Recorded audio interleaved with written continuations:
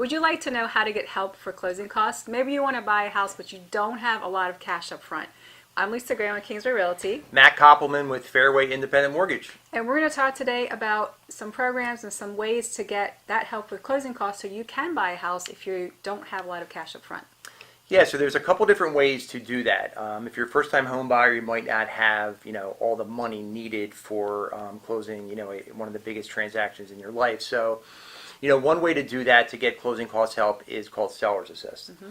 So you can get the seller, if they will agree, obviously, to give you a percentage of help for closing costs. So on a conventional loan, if you're putting 5% down, if the seller would agree to it, you can get up to 3% of the purchase price in help. Right. So on a $200,000 house, obviously that would be $6,000 the seller would give you. On an FHA loan, it's a little bit more attractive because if you're putting 3.5% down on an FHA loan, which is basically the standard amount you would put down, they can actually give you up to 6%. So that is a huge jump, and a huge, piece that you can get to help you with closing costs. Because for a $200,000 house, you're looking at $12,000. Correct. It's kind of challenging in this market. Not that you can't do it, just because houses are going so quick. Mm-hmm. But yeah.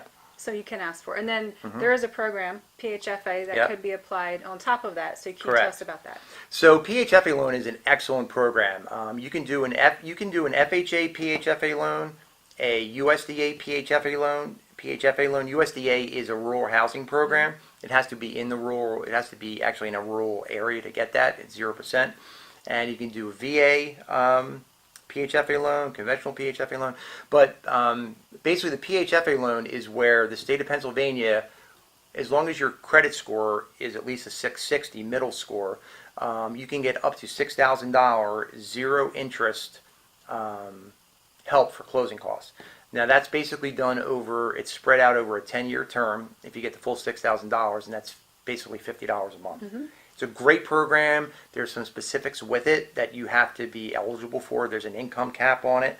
So there are some different things that you have to, we have to make sure that you're eligible for it. Right. So there are a lot of programs and different things available to help you buy a house when you don't have all that cash up front. And the best thing to do would be to talk to a lender because they're going to have to look at your situation and see what you qualify for. This is Lisa Graham with Kingsbury Realty. And Matt Koppelman with Fairway Independent Mortgage. Make it an awesome day.